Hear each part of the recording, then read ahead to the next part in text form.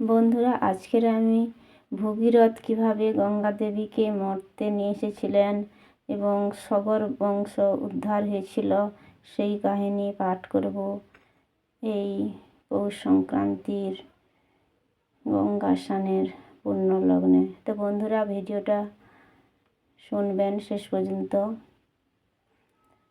পাশে থাকবেন, সাথে থাকবেন, লাইক শেয়ার সাবস্ক্রাইব করবেন চ্যানেলটা। আমি শিব পুরাণ থেকে গঙ্গা দেবীর মর্তে আগমন সেই পর্ব পাঠ করে শোনাচ্ছি, আপনারা শুনতে থাকুন। তো বন্ধুরা, ঋষিগণ সনত কুমার অর্থাৎ ব্রহ্মার পুত্র সনত কুমারের কাছ থেকে সবাই সেই কাহিনী শুনছে। ঋষিগণ জিজ্ঞাসেন সনত কুমারে, কেমন এলেন গঙ্গাধরার মাঝারে। সনত কুমার কাহে সে পুত কাহিনী, বর্ণনা করিব আমি শুন যত মুনি।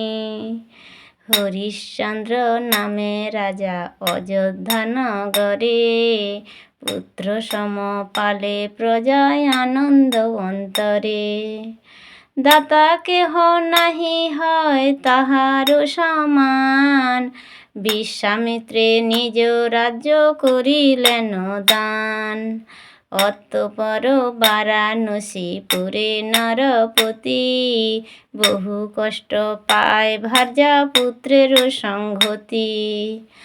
অনন্তর ঋষি আজ্ঞা পাইয়া রাজন, আপনার রাজ্য আদি করেন গ্রহণ।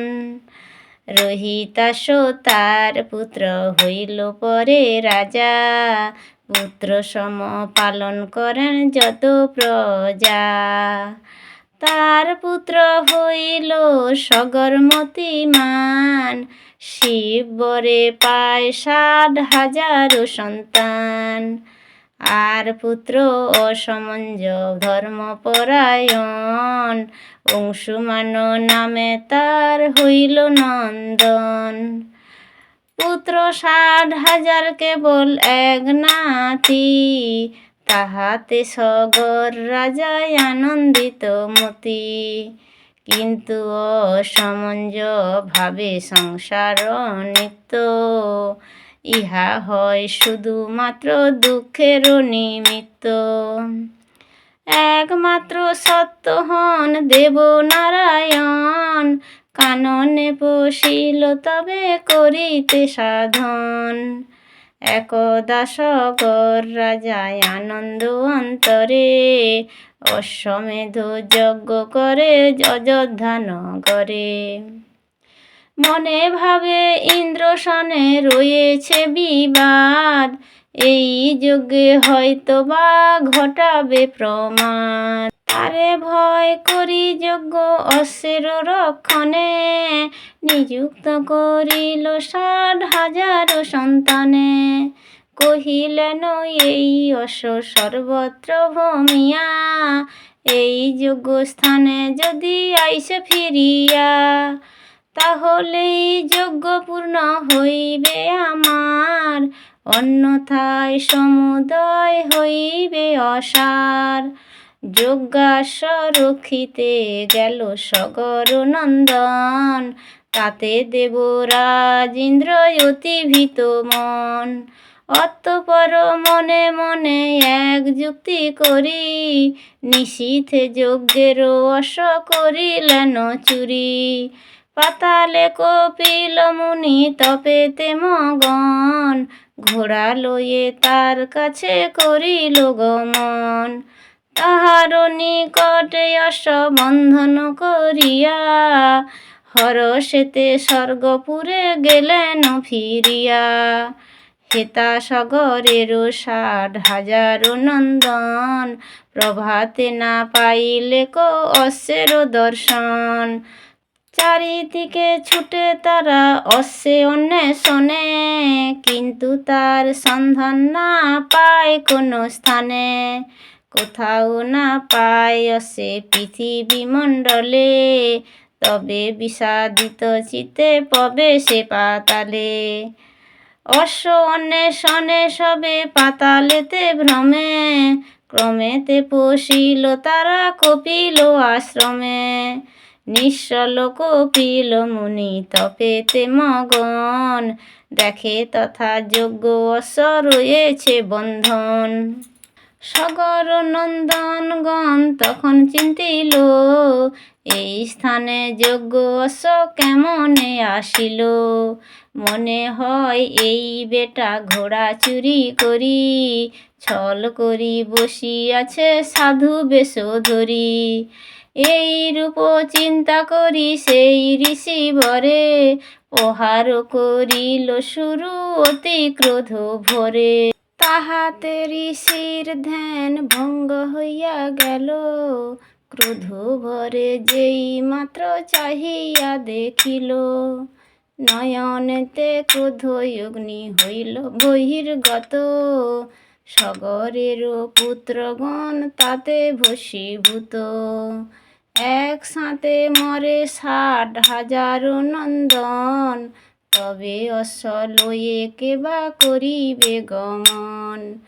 বহুদিন গত হইল যজ্ঞ প্রায় শেষ, ঘোড়া লইয়া কেহ নাহি আসিলে কোদেশ। তখন সগর রাজা করেন চিন্তন, ঘোড়া লয়ে কেন নাহি ফিরে পুত্রগণ। হয়তোবা কোন রাজা যোগ্য অশ্বে ধরে, আর মম পুত্রগণ মাতিল সমরে। হয়তোবা পুত্রগণ হইল পরাজিত, তাহা হলে সকলে কি হইবে নিহত। 1 2 নয় 60,000 নন্দন, সকলে কি একসাথে হইবে নিধন। এ সংবাদ আনিবারে কেহ বুঝি নাই, তাহলে খবর আমি পেতাম নিশ্চয়ই। এখানে উপায় কিবা রয়েছে আমার, কেবা আছে যোগ্য অশ্বে করিবে উদ্ধার। যদি 60,000 সন্তান যায় মরে, তাহা হলে সেই স্থানে পাঠাইব কারে। প্রাসাদে রয়েছে অংশুমান নামে নাতি, একমাত্র আছে সেই বংশে দিতে বাতি।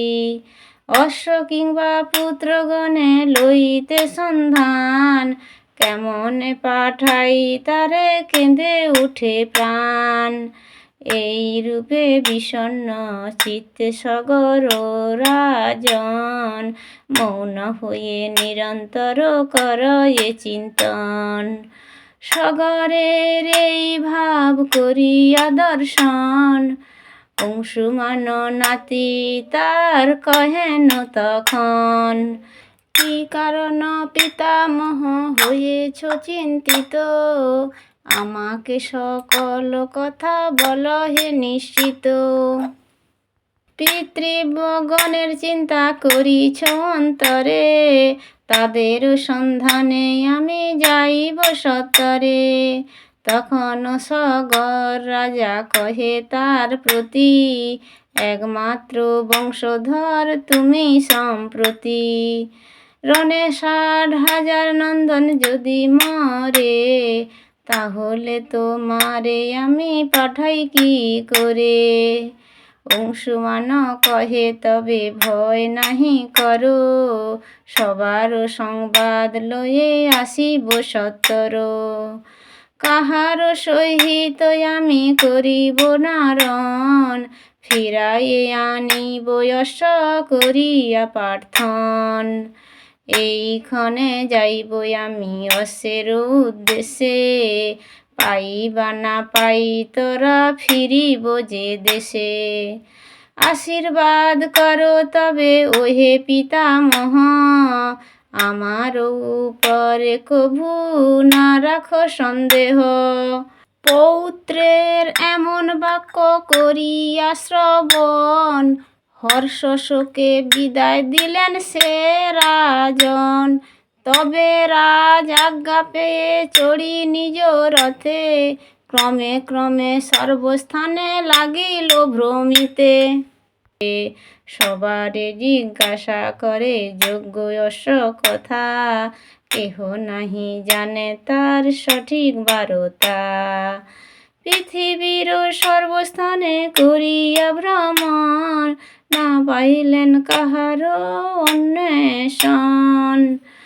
তবে অংশুমান চিন্তা করিল অন্তরে, কেহ যদি নাহি রয় অবনী মাঝারে, তাহলে তাহারা আর কোন স্থানে যাবে, কখনোই স্বর্গলোকে যাইতে নারিবে। তাহারা পাতালে তবে যাইতেও পারে, আছে কি না আছে তথা দেখি খোঁজ করে। এই রূপ মনে মনে করিয়া চিন্তন, অংশুমান পাতালেতে করিল গমন।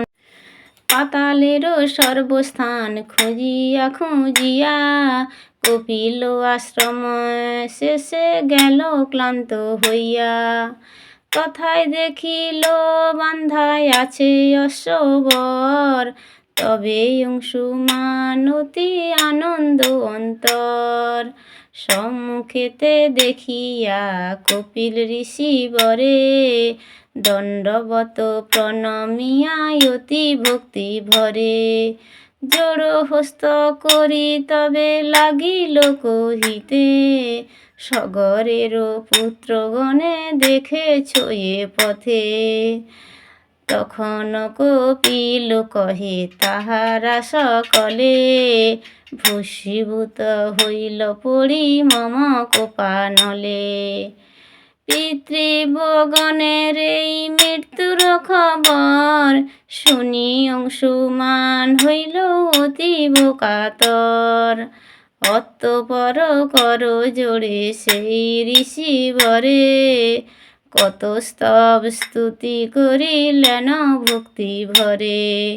অনন্তর কহিলেন ওহে মহামতি, অসমঞ্জ পুত্র আমি সগরের নাতি।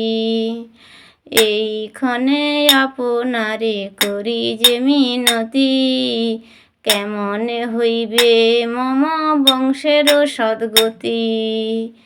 তবে তার প্রতি দুষ্ট হয়ে তপোধন, কহিলেন শুন শুন আমার বচন।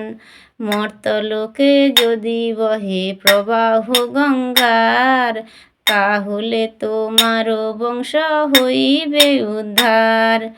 ঋষির বদন শুনি এমন বচন, সবিনয়ে অংশুমান কহেন তখন। কোথায় জন্মিল গঙ্গা কোথায় এখন, কোথায় পাইব সেই গঙ্গার দর্শন। আমারে করিয়া কৃপা করুন বর্ণন, তারে আনিবারে আমি করিব যতন। তখন কপিল মুনি আনন্দ অন্তরে, গঙ্গার উদ্ভব কথা কহেন বিস্তারে। একদিন গোলকেতে বসি নারায়ণ, চারিদিকে আর যত দেব ঋষিগণ।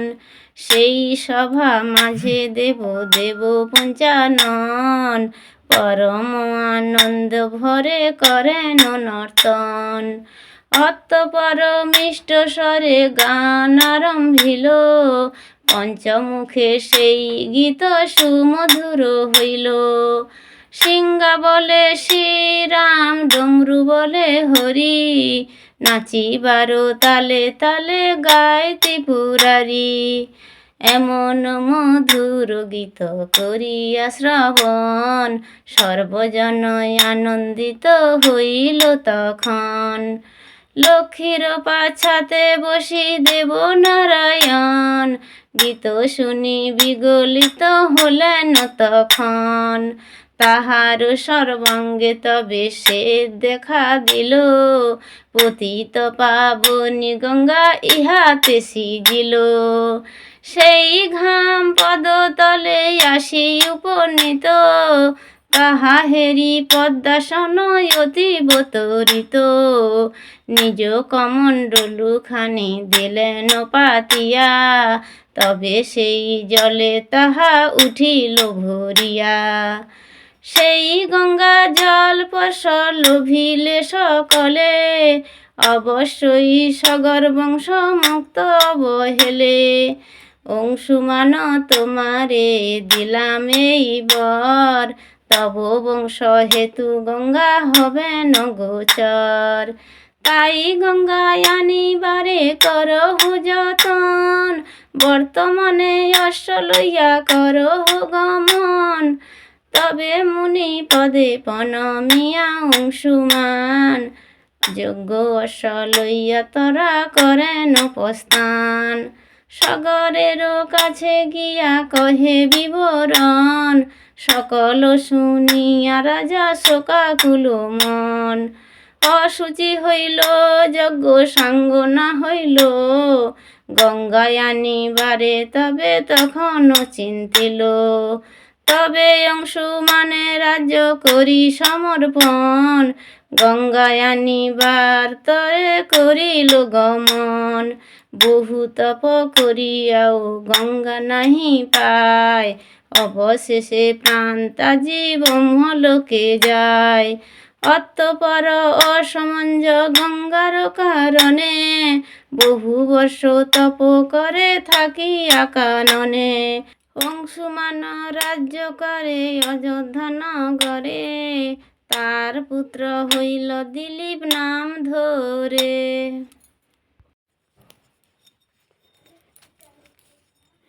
পুত্র হস্তে রাজ্য দিয়ায় অংশুমান রায়, গঙ্গায় আনিবার তরে হিমালয়ে যায়। অনাহারে রহি 10,000 বৎসর, অংশুমান করে তপ অতীব কঠোর। তথাপিও না পাইলেন গঙ্গার উদ্দেশ, অতঃপর কাল বশে হইল আয়ু শেষ। এদিকে দিলীপ রাজায় অযোধ্যা নগরে, অপুত্র ঘয় তাই দুঃখ যে অন্তরে। তথাপিও নিজ পিতৃপুরুষ সবারে, উদ্ধারিতে চলিলেন গঙ্গায় আনিবারে। বহু বর্ষ তপ করি না পেয়ে গঙ্গায়, দুঃখিত অন্তরে রাজা পরপারে যায়। 2 রানী ছিল তার অযোধ্যা ভবনে, অরাজক হইল রাজ্য নিপতি বিহনে। তবে অতি দুঃখিত অন্তরে 2 নারী, ভক্তি ভরে পূজা করে দেবতী পুরারি। তাদের পূজায় তুষ্ট হয়ে পঞ্চানন, দিব্য রূপে তাহাদের দিলেন দর্শন। কহিলেন দুঃখ নাহি কর নারীগণ, মম বরে তোমাদের হইবে নন্দন। এত কহি অন্তর্হিত হন পশুপতি, কত দিনে এক নারী হইল গর্ভবতী। 10 মাস হইল গর্ভ প্রসব সময়, মাংসপিণ্ড মাত্র এক হইল উদয়। অষ্টাবক্র মুনি তারে দানিলেন বর, সেই পিণ্ড হইল এক কুমার সুন্দর।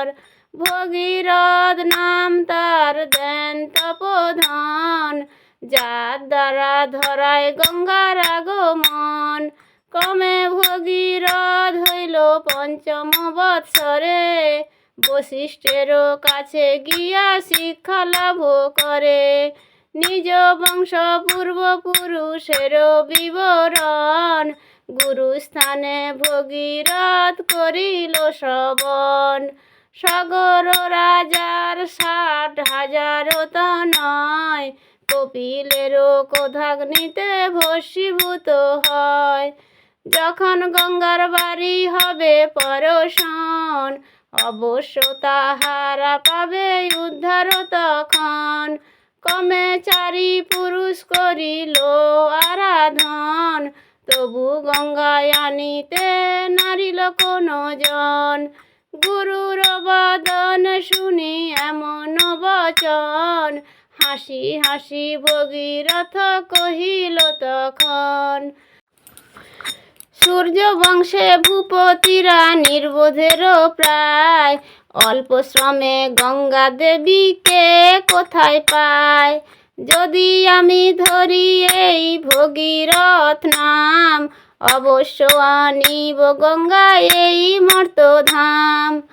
এত কহি গুরুপদ করিয়া বন্দন, গৃহে ফিরিয়ে বন্দে 2 মাতার চরণ। জননী দয়কে কহে বংশ উদ্ধারিতে, অবশ্যই যাব আমি গঙ্গাকে আনিতে। দোহে শুনি এই রূপ পুত্রের বচন, মস্তকে হইল যেন বজ্রের পতন। কান্দিয়া কহিল ভগীরথের জননী, তপস্যায় এখন না যাহ গুণমণি। তখন জননী দয়ে প্রবোধ দানিয়া, ভগীরথ তপ লাগি গেলেন চলিয়া। প্রথমেতে ইন্দ্রমন্ত্র জপে নিরন্তর, অনাহারে রহে 7,000 বৎসর। তবে মন্ত্রে বশীভূত দেব পুরন্দর, তথায় আসিলেন তারে দানিবারে বর। ভগীরথ কহে গঙ্গা দেহ সুরপতি, যাহাতে আমার বংশ পাইবে সদ্গতি। ইন্দ্র কহিলেন শুন রাজার কুমার, আমা হতে তব কার্য না হবে উদ্ধার। গঙ্গাকে আনিতে যাহ কৈলাস নগরে, ভক্তি ভরে ভজ গিয়া দেব মহেশ্বরে। ইন্দ্রের বচন শুনি ভগীরথ তবে, ধুতুরার বিল্লপত্রে পূজে মহাদেবে। তাতে তুষ্ট হয়ে আসিলেন পশুপতি, ভগীরথ তার পদে জানায় প্রণতি। অতঃপর কহিলেন বংশের উদ্ধারে, গঙ্গাকে প্রদান কর মোরে কৃপা করে। মহেশ্বর কহিলেন তোমাদিবর, এইভাবে সেব তুমি দেব চক্রধর।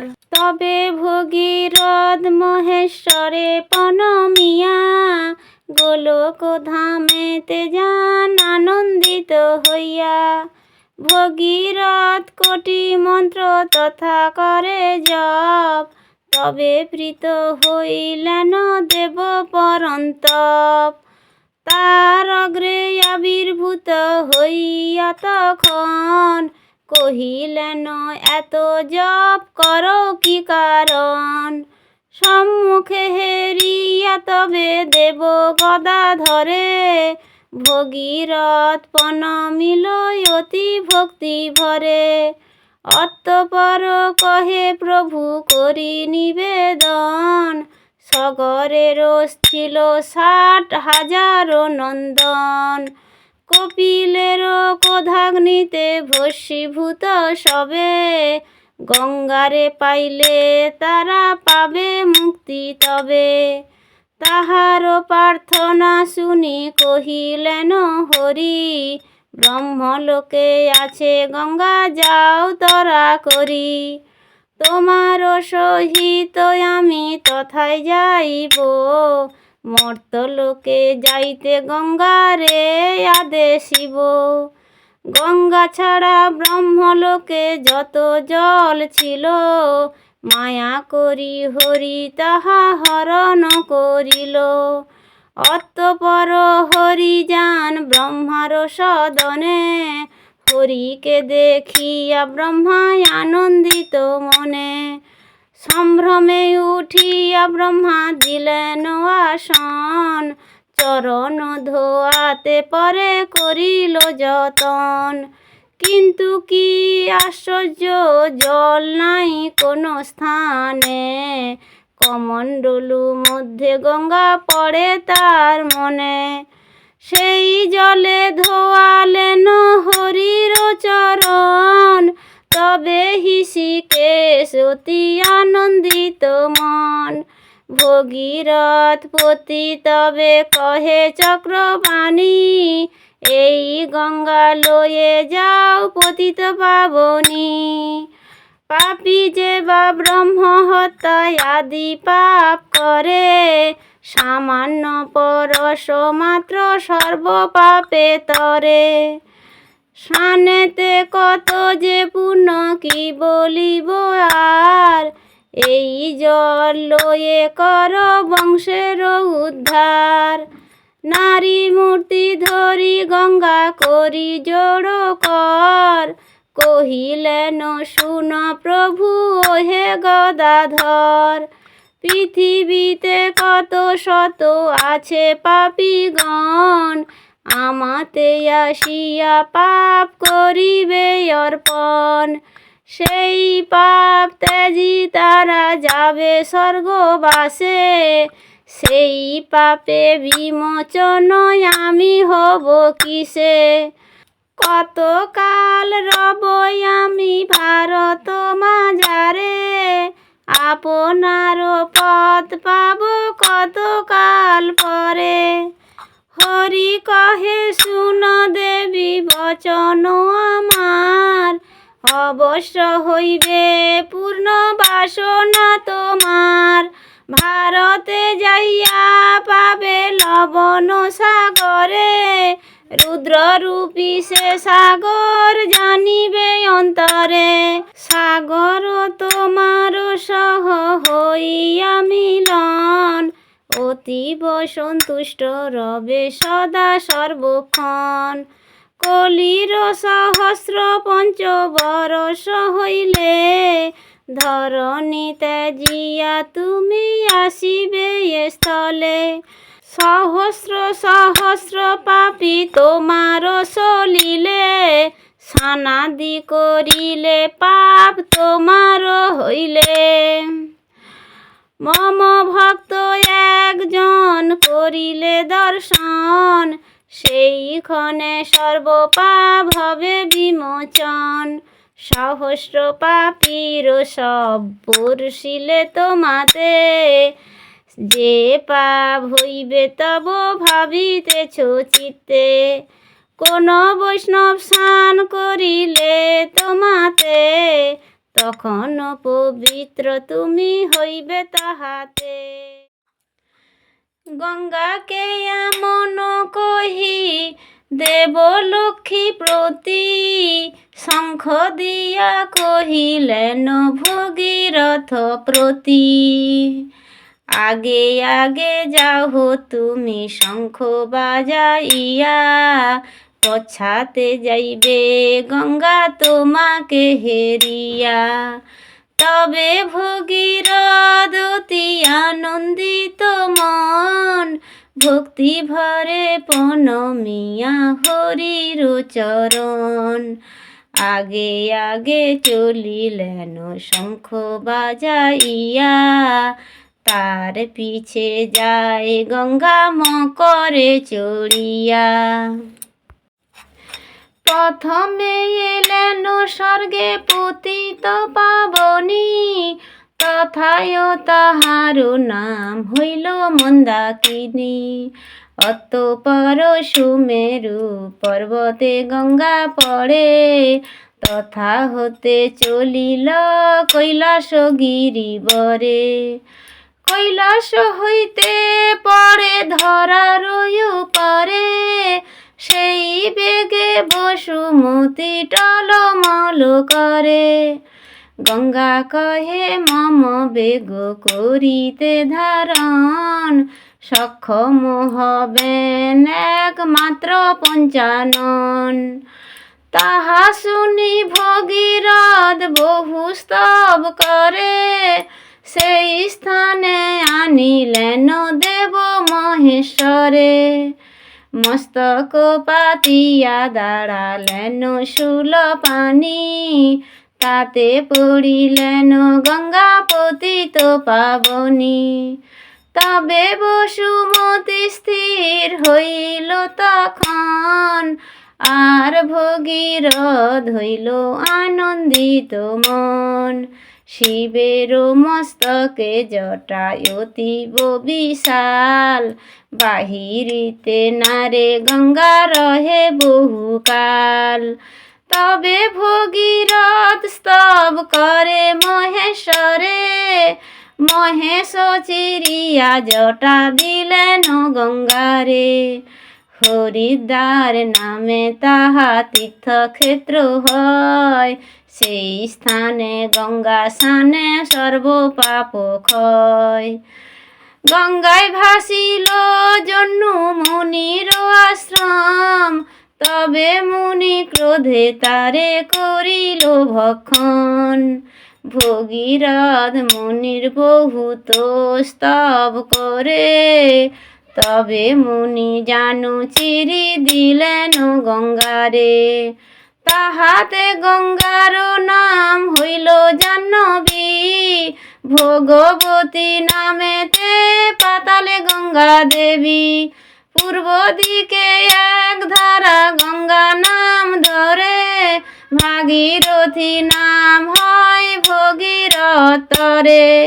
যথায় সগর বংশ বশীভূত ছিল, যেই মাত্র গঙ্গা দেবী তথায় আসিল। বৈকুণ্ঠে চলিল সব দিব্য দেহ ধরে, তবে ভগীরথ অতি আনন্দ অন্তরে। যথা সাগরের সনে গঙ্গার মিলন, মহাতীর্থ হল তাহা সাগর সঙ্গম। যে বা স্নান করে সে গঙ্গা সাগরে, সর্ব পাপে মুক্ত হয়ে যায় সুরপুরে। বন্ধুরা, এতক্ষণ শিবপুরাণ থেকে পাঠ করে শোনালাম আপনাদের। গঙ্গা দেবীকে ভগীরথ কীভাবে মর্তধামে নিয়ে এসেছিলেন এবং সগর বংশ কীভাবে উদ্ধার হয়েছিল।